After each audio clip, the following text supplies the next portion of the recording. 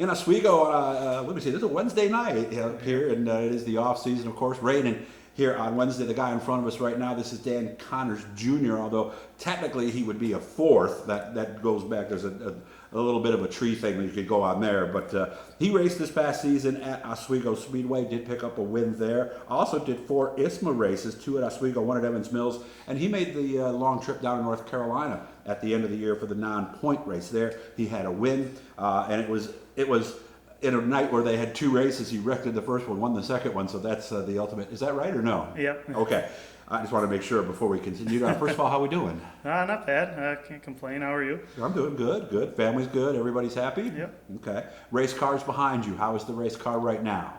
Haven't really done a whole lot yet this winter, but we'll do a little bit here and there. We don't have to pull this motor out, so we're not going to get it freshened this year since we changed it halfway through the season. So. And that's a lap issue, right? It was about 1,200, 1,300 laps or something like that is what we want Yeah, I usually? mean, we kind of pretty much count races just because we don't, they all end up about the same. But, yeah, we kind of switched it halfway through the season. So as long as we don't run a lot of wing races with it, it should be okay for another season. The wing races put that much more stress on the engine. It's more than what you would be doing with the tail wing package. Oh yeah. Well, especially at Oswego, I feel like you're on it a lot longer than most of the tracks are kind of smaller. So especially if we ran the Oswego races with it, that puts that much more stress on it. Do you turn it more, or is it more the torque and everything coming out of the corners, or maybe both?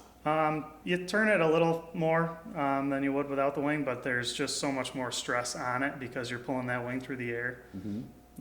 So you run it. It usually gets hotter quicker. It just kind of puts more wear and tear on it. What happened to the motor that you started the season with?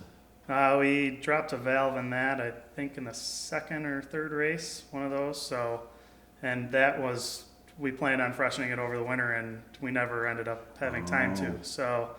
That was a struggle there, so we missed a week not having a motor. When did that happen? First, second, third race? Something like that? I think it was the second race. It might have been the third. So. Now, did it get down in there and do some damage or no? I got it shut off semi-quick, but it was bad enough where we couldn't run it, but it's not completely tore apart. But, okay. The piston get it? I think so, yeah. Oh, okay, so we are going to have to get in there and... Where's that motor now? Is it being fixed, or is it on the shelf somewhere? Well, it's out at our motor guys, but it's not. I don't think it's been worked on yet. But, okay. Luckily, this one was almost done, so we just had to wait on that. But obviously, we want to have that ready in case we run into a situation, because you never know. Yeah. I mean, things do happen. These are not your street car. These motors get turned pretty good, and something can't happen. Yeah, so. Unfortunately, we just put quite a bit of money into this, just because kind of the way things are going, everybody's getting bigger and bigger motors, so kind of the way things are going to be able to compete. So in order for that other motor to be as close to this one, we'd have to put that much more money into that one too. So kind of wait and see if we have the money to do it, or what we're going to do. Yes. Of course, you want a backup if you can have it, even if it's not as good, because I mean, at least you could go out and get points. Yeah, we have to decide whether we're going to sink the money into it and make it as big, or just fix what we have. And so it's kind of, we have to make the decision before we go on with it. So. Are they anticipating rule changes?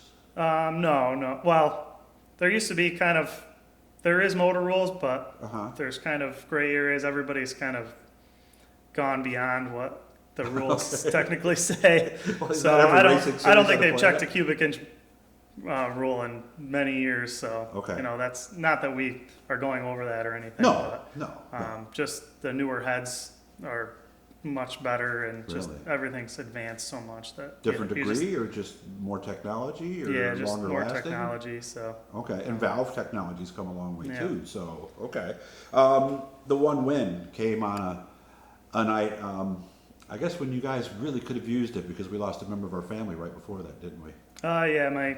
My mom's dad, my grandfather, he's been going since I was running quarter midgets when I was a little kid. So, and he's always secretly loved it. He didn't ever like the money being spent on it, but he never missed a race, and he really grew to love it, I think. So that was kind of hard doing that. At least I kind of won before he asked to, but it was definitely good that it happened right after that. If you search Dan's name, Dan Connors Jr. on the channel, I did interview you right after that. Was it more of a relief or an excitement, or because had it been a while since you had won? It had been, I think I'd won the year before or 2 years before. Okay. Yeah. But they just don't seem to come that often. Yeah. We always seem to run into some kind of bad luck. So anytime we get that is good. Excitement or relief when it happened, or maybe both.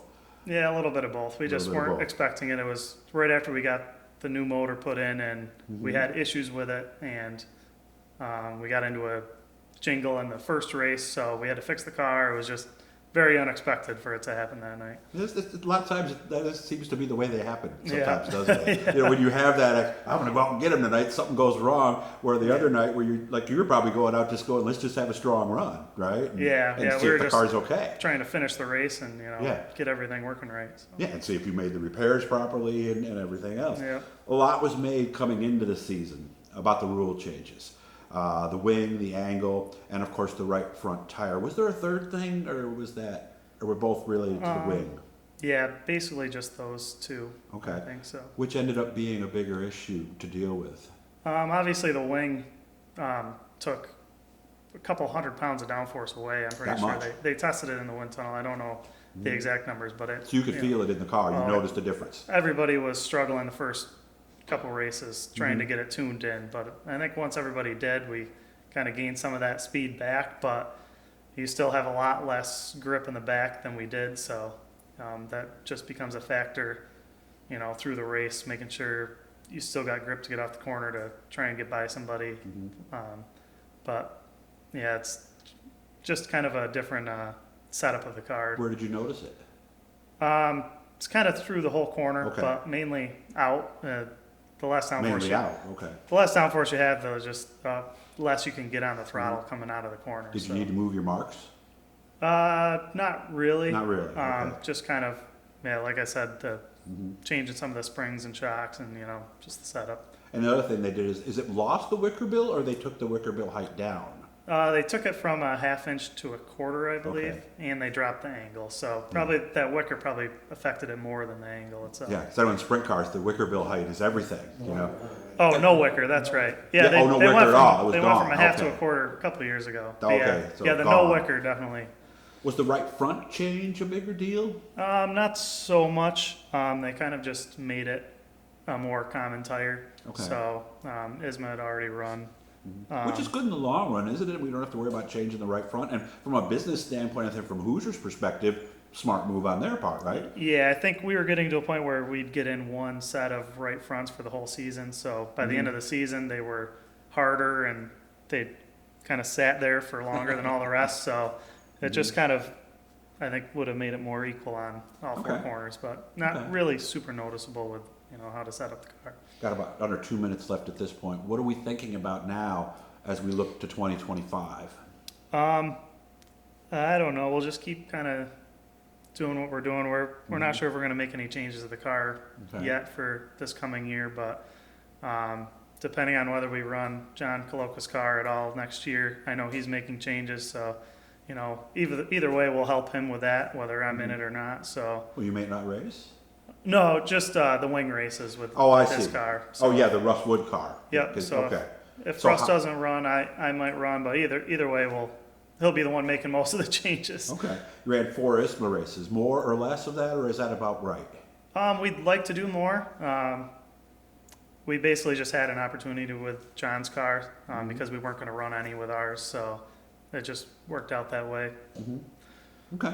All right. And it's good. We found that balance because I know you work a lot at the Big M. So you found the balance between work and racing? Well, I don't know if I found it yet, but we... I don't know if anybody ever does, do they? We do our best. Okay. Well, good to see you again. Guys, make sure you subscribe.